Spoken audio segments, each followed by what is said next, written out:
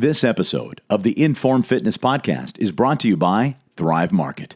Thrive Market is on a mission to make healthy living easy and affordable for everyone. To receive a special discount code for 15% off of your first order, email Tim at inboundpodcasting.com.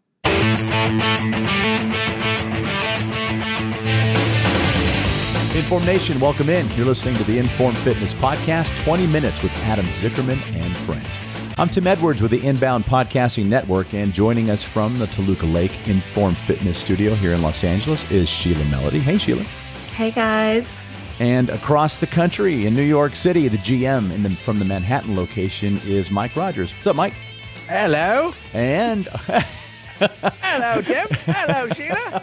Hello. Hello. And joining us right next from, I can't do that accent. I'm just going to move forward. And next to Mike is the founder of Informed Fitness, New York Times best-selling author of Power of 10, the once-a-week slow-motion fitness revolution, Adam Zimmerman. What's up, guru?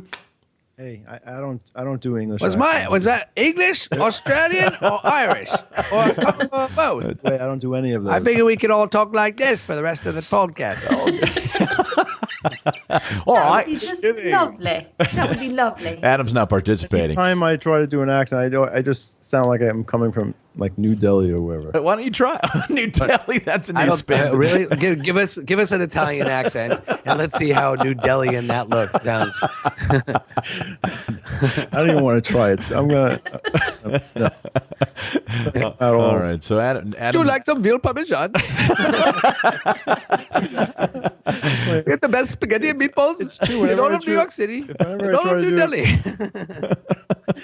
I don't know. Whenever I try to do a British accent, I sound like an Indian. So you know there's no way we can let you go any further without trying. So why don't you just give us a couple of sentences on the Power of 10 in your Italian accent? New Delhi. Park the car.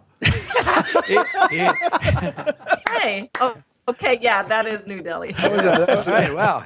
You're right. You don't sound like you're from Boston. That was Boston. from Boston, right? That's an Indian that lives in Boston. There it is. Yes.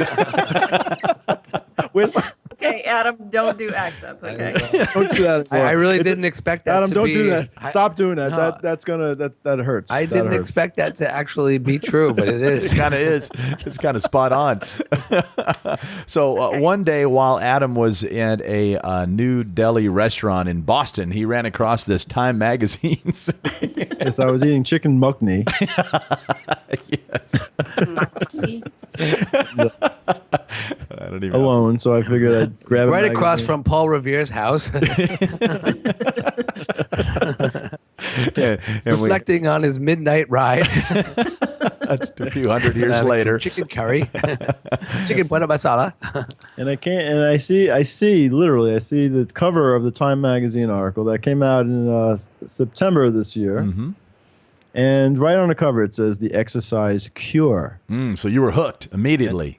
Yeah, and the subtitle was The Surprising Science of a Life-Changing Workout. We were like, wait a second. We do exercise. Wait a second. This may be relevant to Wait a us. second. I have the life-changing workout. Let's and see they never here. contacted me when they wrote this article, so of course I threw away my chicken mukni.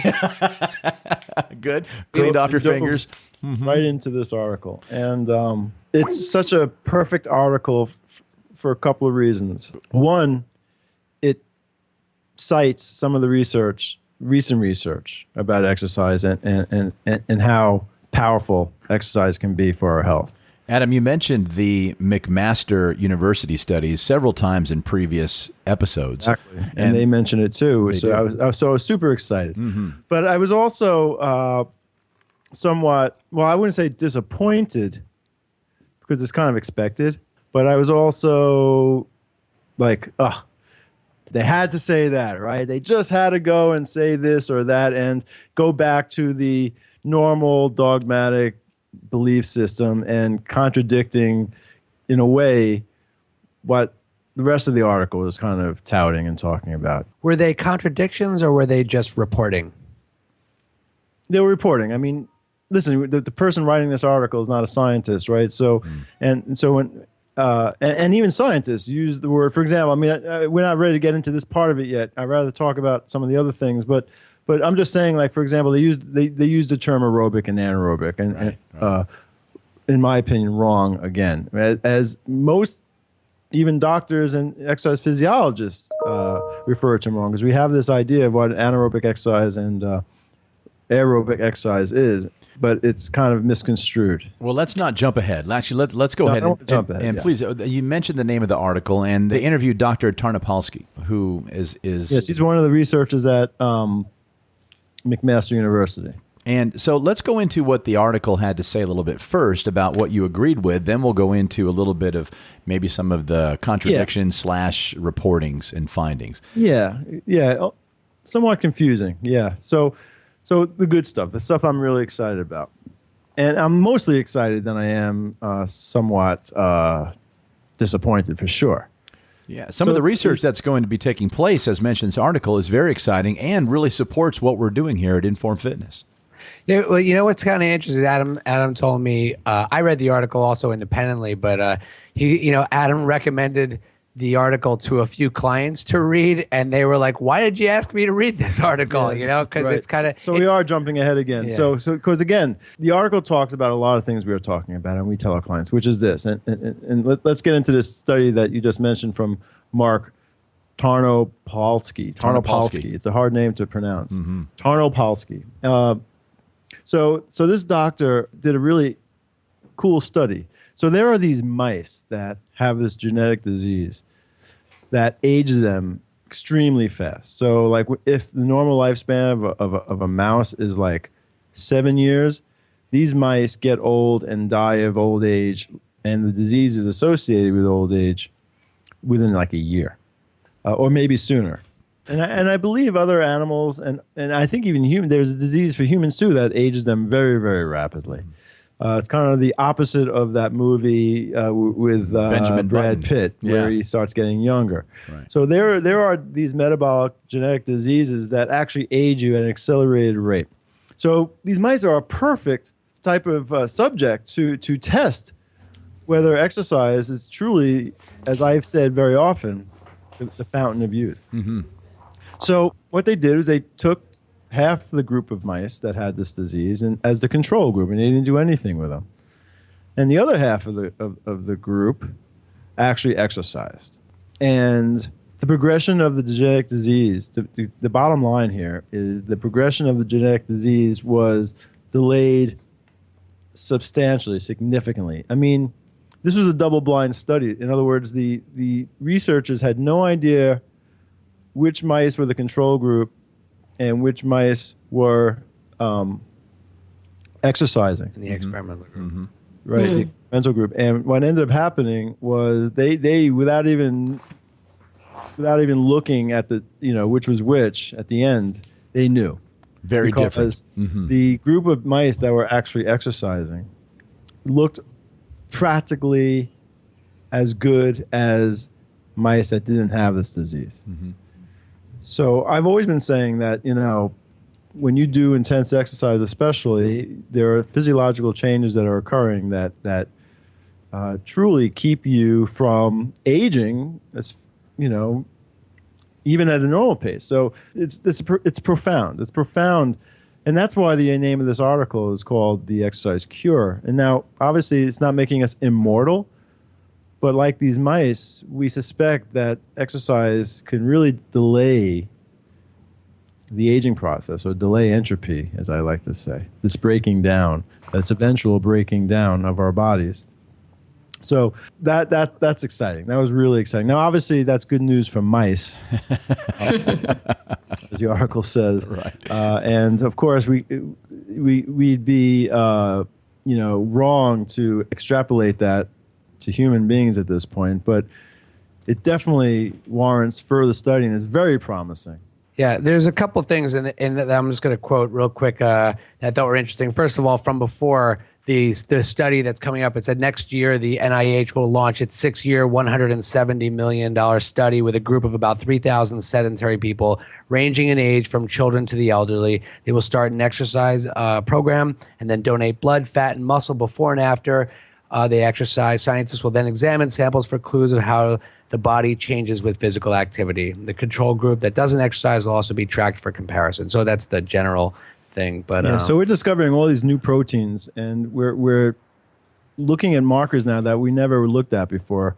Markers that are a little bit more accurate to determining whether we're really truly getting a benefit. And like the article talks about, we've always known in a observational sense that exercise is good for us. What the article is talking about now is as we really start narrowing down on what is actually happening when we exercise and why it's good for us and what's happening that makes it good for us. What is actually happening? What are the mechanisms happening that make us younger? We're finding these things out now. So instead of doctors or even trainers telling their patients or clients, well, exercise is good for you, we can narrow down exactly how it's good for you and exactly the kind of dosage you will need for this result, kind of like we know what kind of dosage of medicine to give for somebody for some kind of ailment that they have. So it's going to get very, very specific instead of just like this, just exercise. Well, we can tell somebody, you need to do this type of exercise based on your genetic composition and your lifestyle and your age, and you, another person, you need this type of exercise. So it's not just some broad stroke prescription of exercise. Get your 30 exactly, minutes not some cardio broad stroke right. of exercise. the real hardcore exact answers are still a long way away. Even after the study is completed, you're just going to get much closer to whatever that prescription could be. Like medicine as well. Like, they have a basic dosage for what a man and a woman should take if they need to go to sleep of Ambien, for example, or whatever, The units could actually be different for lots of different men or lots of different women, despite getting the same prescription. And I think that stuff isn't really known until you've actually done the program a little bit. In the same way, when we do our think about exercise, we actually don't know everything about the clients when they come in on day one either. When they do their exercise, we put them through it at modest baseline weights, and people say, well, how long is it going to take for this to happen? Or should I be working out once a week or twice a week? And the thing is, sometimes we don't know exactly until we've seen them do it for a little while and see how their body adapts to the exercise, and until they tell us, they feel energized and they don't feel tired or something like that. We have to work with those types of variables. And it's not practical for us to do muscle biopsies for these people to really narrow it down. Like Mike said, we are getting closer. So there is another study that they mentioned that speaks to this idea of getting closer to narrowing down what we need to do for exercise. So this other study that McMaster did was they compared steady state activity to high intensity activity. Mm-hmm. Steady state, to remind our listeners, in case you don't know the expression steady state, is working out at a level of intensity that you can sustain for quite a while, for 30 minutes, 45 minutes, an hour or more, and not totally bonk and drop. And steady state exercise is considered cardio. So they compared this cardio, steady state exercise, to a group of people that just did really high intense short bursts of exercise, similar to what we do at Informed Fitness. And there are markers that we test to see if there's been an improvement in our endurance. All right, so you can do muscle biopsies, and you can do all kinds of blood tests. You can do what they call VO2 max testing, which is how much oxygen you're consuming, and some of these markers include the increase in certain enzymes that are known to rise when your endurance rises. So one of the ways we know that certain exercises improve our endurance, besides being able to run a longer period of time or jog or bike a longer period of time, we can actually validate that with a blood test to say, hey, look, when somebody's endurance is improving, we also notice that this enzyme is improving. And that makes sense because this enzyme is an enzyme that's used in cellular respiration. So therefore, we can say pretty confidently that this exercise program builds endurance because this enzyme goes up. That we know, but we have markers. Like when people say, "How do you know you have to do cardio or steady state exercise to get healthier?" And people say, "Well, there are tests that we've done. You know, your VO2 max test has improved as a result of you jogging. Your certain enzymes have gone up as a result of you jogging. Your glucose sensitivity, there's a test for that. All right, glucose test where you drink this really crappy tasting sugary water, and then you take your blood over time and you see how quickly your body utilizes that glucose. The faster your body can utilize that glucose, the better shape you're in, so to speak. So these are all tests that we can use to say, yes, you are getting in better shape. You are more fit, that kind of stuff. So what they were doing was they took these two groups. One did steady state exercise, which consisted of about 6 hours of steady state exercise a week. And they took another group, which consisted of like, I think, 3 or 4 minutes of exercise, but really intense exercise per week. And they tested for these markers before the test, all right, before the experiment started. Then they subjected them to their respective exercise programs. And then they were tested again. Now, what we're doing is we're testing for the same markers in one group that exercised 6 days a week at a steady state level versus a group of people that hardly worked out at all time-wise, but their workouts are much, much more intense. When they looked at these markers, I think even the researchers were shocked at McMaster when they noticed that these markers improved in both groups equally. Turns out both groups had identical improvements in both heart function and blood sugar control. And this is a quote from one of the researchers. So one of the researchers, Martin Gabala, said after the study was concluded that if you're willing and able to really push yourself very hard, then you can get away with surprisingly little exercise. And I'm like, hey, that's what we say. Where have I heard that before? Right. Is this the same study that we learn when we go through our certification that you Yes. talk about? Yes. Okay, good. And they reference this same study in this recent article. Finally. That's great. I remember Dr. Doug McGuff, who also talks about this study a lot. I remember him saying he can't believe how this is not major news on every single major media platform that exists. You know, this is like, you know, profound, game-changing type of evidence that, and nobody is talking about it. Until now. And this study was done years ago, all right, maybe 5 years ago. Mm-hmm. So to see it in this Time magazine article, when Dr. McGuff and myself are saying, why isn't anyone talking about this? To see it finally being talked about, God almighty, maybe in my lifetime I will see a sea change in the way people view exercise. Maybe. I always thought that, you know, future generations will finally see the fruits of us pioneers out there trying to convince the world that they don't have to jog around the world in 80 days. It is, though. It's being, like, I think with the advent of things like, I mean, dare I say, like CrossFit and boot camps or the 7-minute workout, I think the news is getting out there very slowly, but still they still have this idea. First of all, I mean, it goes in most people's minds to the idea of weight loss, and people still get stuck on calories and in versus calories out, and more time spent doing something is more calories, you know, expended. So that's, I think there's a lot of psychology that still has to be sort of understood in regards to, you know, exercise, weight loss, health, fitness, everything. And I think that's what just adds to the confusion. But I mean, I get, you know, Doug McGuff's, you know, complaint, and he is right, but it's still slow going, you know?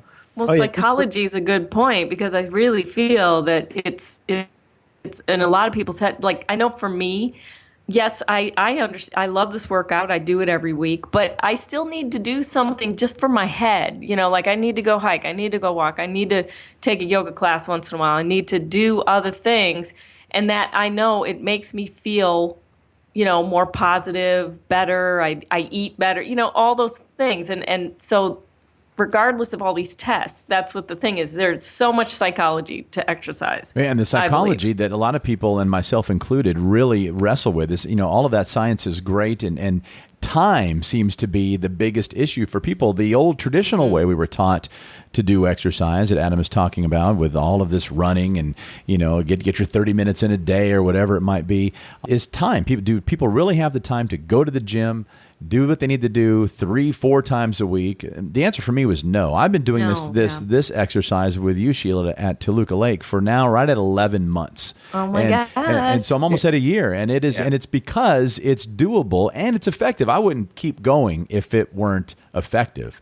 We have to do a 1-year workout. That's right. I think what Adam's trying to say is before, and this is where you really feel it, is you want to make sure that everyone out there knows that the option is available. You know what I'm saying? That they don't just, because they can't exercise 150 minutes a week, or whatever is prescribed by, like by the powers that be. Right.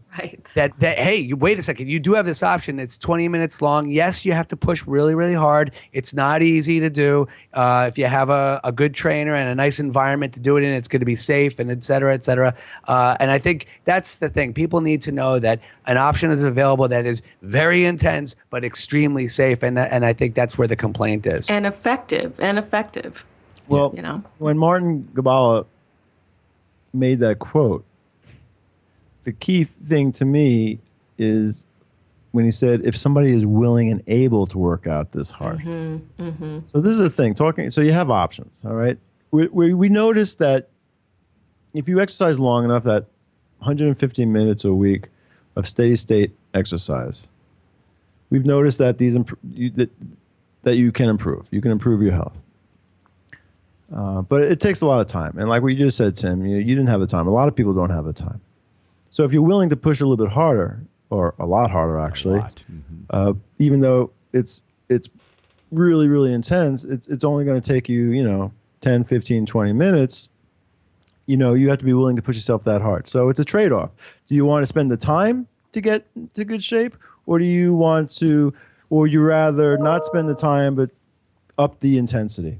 It's also that's one piece of the puzzle, but it's also when you're doing the 150 minutes a week of exercise, are you aware of a lot of the liabilities that are associated with all that time spent doing the exercise? And that's exactly another thing that's sometimes is not even addressed. I looked at I don't know if it's the most recent study, but the last study done by American Heart Association, when they prescribed exercise, they actually said, I wish I had the text with me, but they actually said, because I printed it out and it was cited in Body by Science also.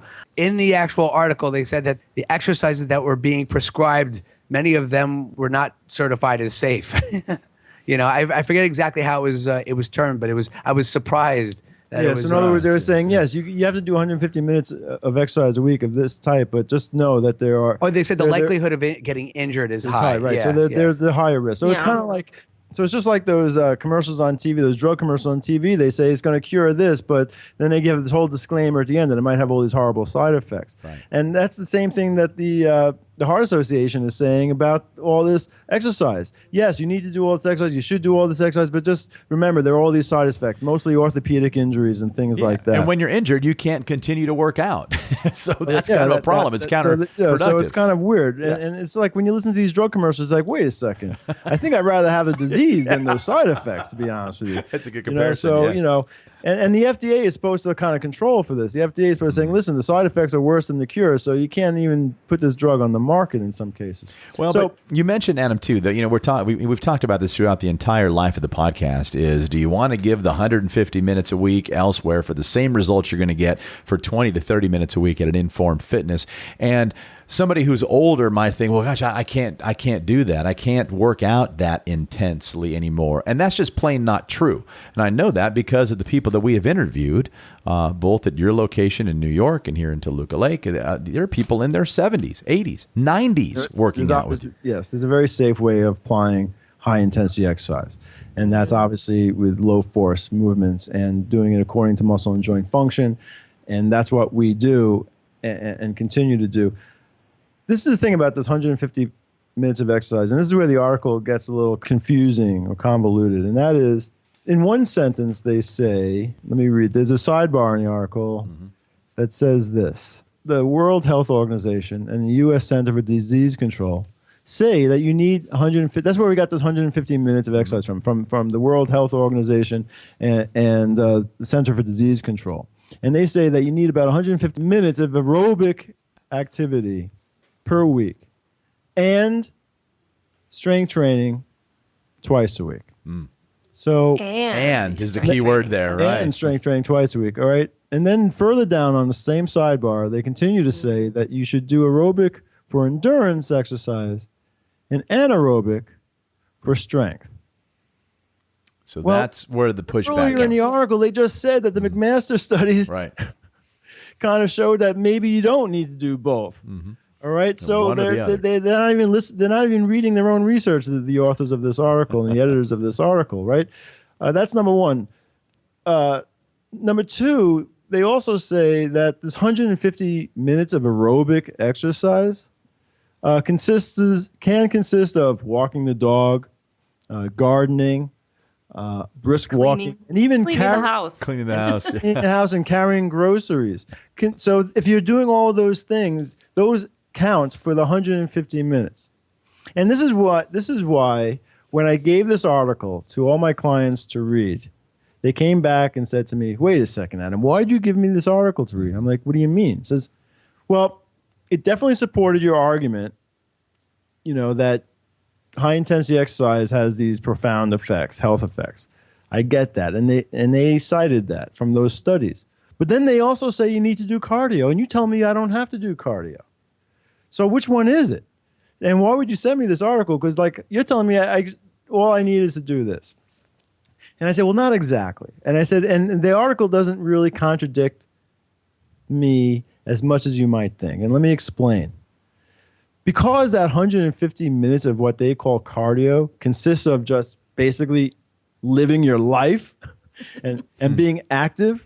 Carrying in the groceries. You kind of have to do that. You know what? So be it. Then, because I've always said what you need. So instead of, in other words, what shift has to happen in people's minds is not a balance between aerobic exercise and anaerobic exercise, a strength training, which is considered anaerobic, because there was a completely, without getting into the biochemistry right now, those are misuses of the words aerobic and anaerobic. And it shouldn't be in contrast. They're not opposites either.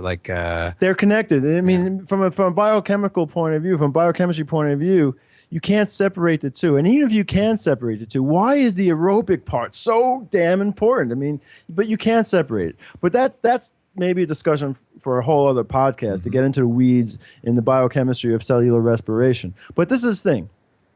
If they're saying that the aerobic consists of gardening and walking your dog, then we're in line. All right? Because this is what I'm saying.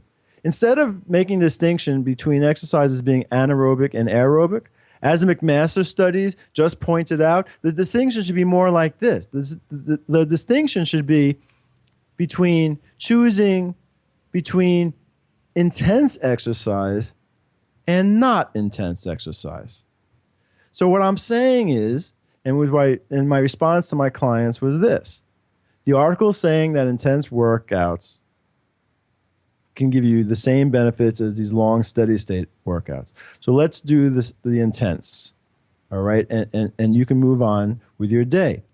And they're saying also that you have to do this aerobic, and I put aerobic in quotes.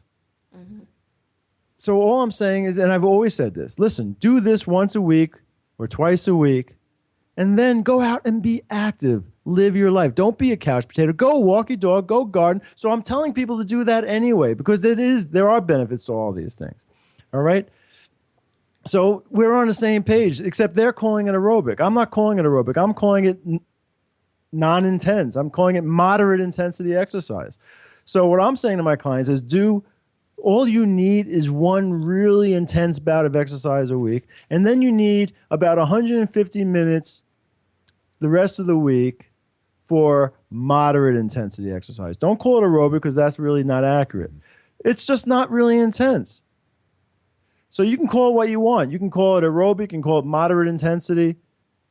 The point is, live your life, walk your dog, garden, and make sure once a week you get to a gym where you're pushing yourself to the max and you're pushing your energy systems to the max, and that's where all these profound, youthful, all these profound fountain of youth properties start kicking in. I think the big state of confusion in that whole thing is just and I think we addressed it before on previous podcasts, is the confusion between the words cardio and aerobic, and how they're used synonymously.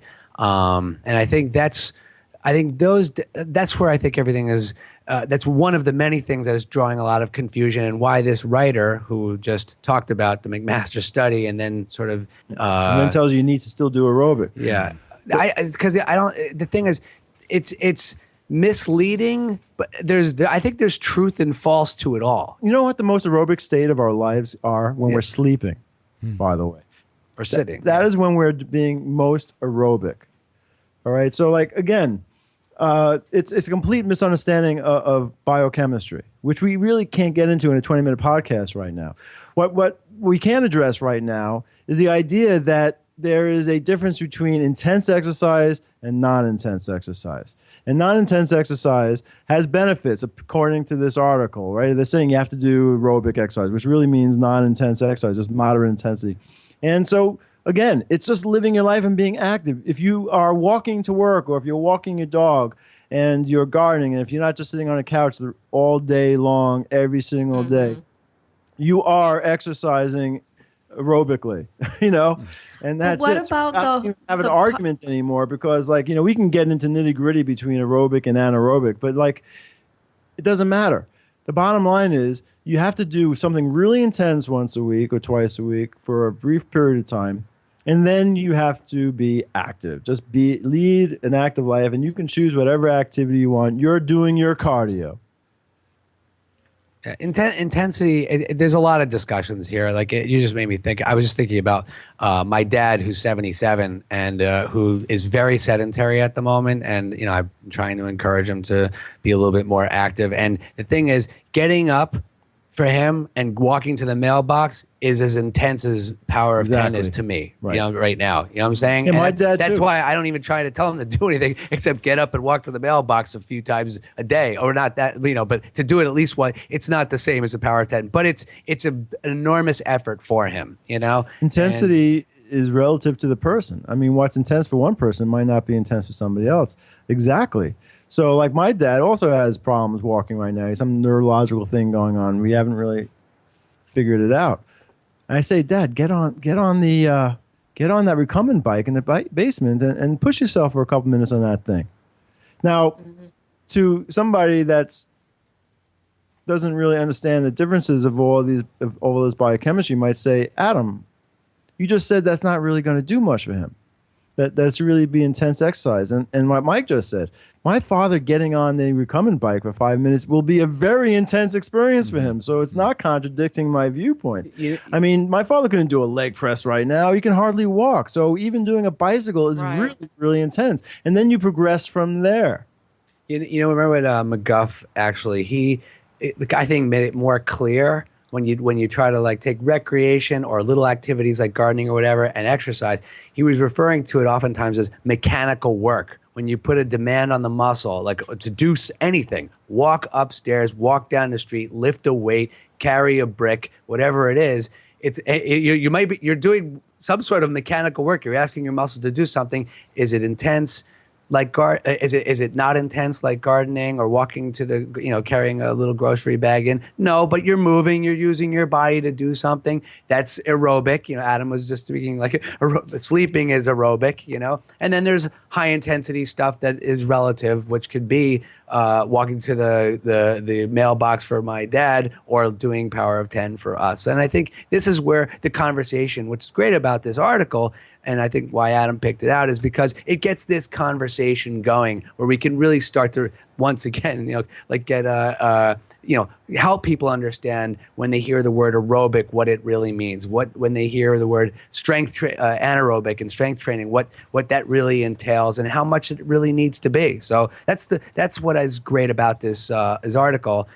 With even its misleading comments, is that it's getting the conversation going in the right direction still. I wanted to talk about how in here they say that to build muscle and strengthen bones, you really only need to use your body weight as resistance. You don't have to go to the gym and lift weights and do things, The difference between us doing power of 10 really intensely, and they're saying here, we try to think of muscle strength and power as a 65-year-old lady picking up a gallon of milk. And, to us, that's like, my God, that's nothing. But, to me, it's like if you come in and you do a safe exercise like this, what we do, for whatever age and whatever level, then it makes all those little things like walking to the mailbox and doing makes those better eventually. Do you ever get to the point where you're like, it's dangerous to come and try to push yourself very safely with heavier weights? They're saying in here, you don't need to do that in order to build bone and muscle strength. Well, they're saying you don't need to. You don't need machines. You don't need to hire expensive trainers and stuff like that. Intensity. I mean, I've always said that machines that we have here, as ergonomic as they are, and especially as special as they are for the technique of lifting weights slowly, I mean, they're the safest things around. But let's make no mistakes. We're still just fatiguing muscle, and you can do that in a lot of ways, and you can do it safely a lot of ways. And using your body weight, especially if you're not very strong, body weight exercises can be extremely intense, and maybe it actually, in a lot of cases, too intense. Like for example, it's funny they say do body weight exercise. There are a lot of people that can't do body weight exercise. There are people out there that can't even do one single push-up. There are people out there that can't do one single chin-up. So Yeah, you have to use sometimes machines to be able to start at a lower intensity or lower weight that is still intense for somebody else.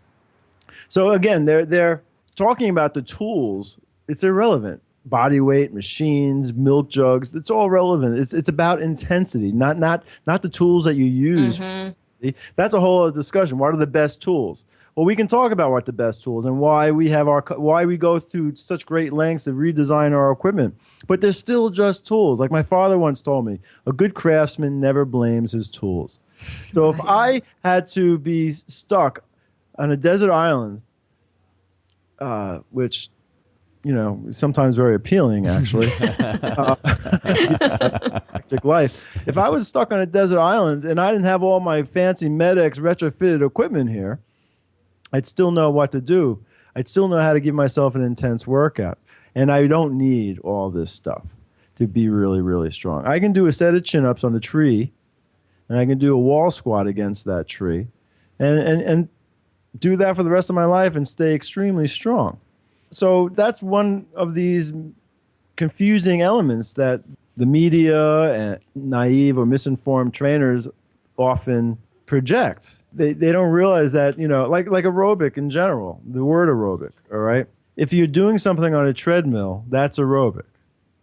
If you're working out really intensely on a treadmill, if you're pushing yourself, if you're doing intervals on a treadmill, for example, and pushing yourself until exhaustion, that, doing sprints, maybe you're running a quarter mile, on a treadmill as fast as you can. Maybe you're running a mile as fast as you can on a treadmill. So the whole thing, if you're running a mile in 8 minutes or 7 minutes, that's a really intense mile, a 7-minute mile or a 6-minute mile, depending on the person. If you were to do something really intense for a minute or 2 minutes on a leg press or do a whole workout that's really intense like that in a gym with machines, the body doesn't know the difference. The body responds to intensity. So the tools that you're using to get to this intensity doesn't matter. That's what I'm saying. Our distinction should be between, is the activity intense or is it moderate? You should have 1 or 2 intense workouts a week, and you should have the rest of your workouts, the rest of your 150 required minutes to be moderate. So the real question going forward, when you finish an article like this, to me, the real question is this, and this is where I think science needs to go. And these are the questions that I think science needs to be asking.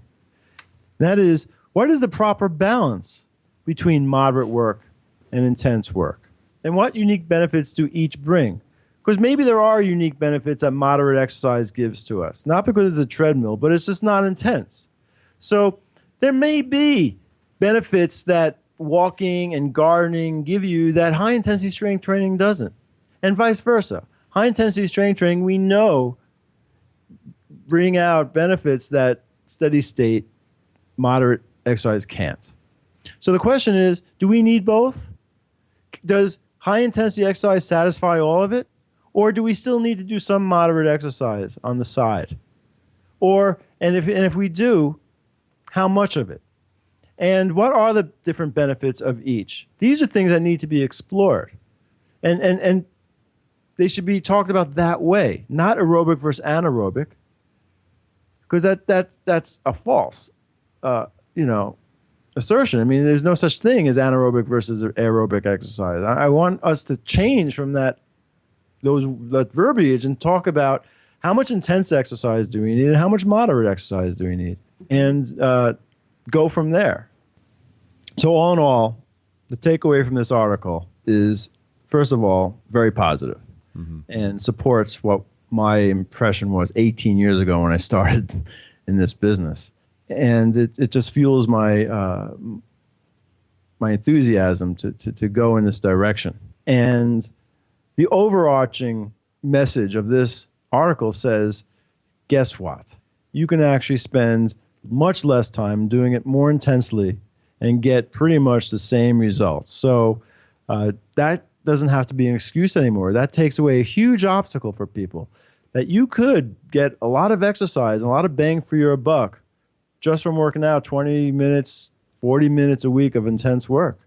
We all think that we need to do this steady state cardio type exercise to burn calories and strengthen our heart. And one of the big obstacles to doing that is that people don't have all that time to do that. And really what this new science is showing us is we can get those benefits without spending all that time. You just have to increase the intensity. So if you increase the intensity, your body will burn more calories, you will raise your metabolism, you will get strong, and you will build endurance. And it doesn't require 150, 200, 300, 400 minutes a week. It can just take about 20 minutes a week. And that's it. No more excuses. Hey, why don't you give the workout a try for yourself, just like I did about a year ago? Visit informfitness.com for a list of locations across the U.S. If you don't happen to live near one of the locations, jump on over to Amazon and pick up Adam's book, Power of 10, the once-a-week slow-motion fitness revolution. Inside, you'll find some easy-to-follow instructions to perform this workout at just about any gym or even at home. And back here in the podcast, Adam, Mike, and Sheila can answer a question or respond to a comment you might have regarding the Power of 10. Just shoot us an email or record a voice memo on your phone and send it to podcast@informfitness.com. You can also give us a call at 888-983-5020, extension 3 to leave your comment or question. You might even have a suggestion on some topics we should cover here on the show, or might have a guest in mind you'd like for us to interview. All feedback is welcome. Thanks again for joining us here at the Inform Fitness Podcast. For Adam, Mike, and Sheila, I'm Tim Edwards with the Inbound Podcasting Network.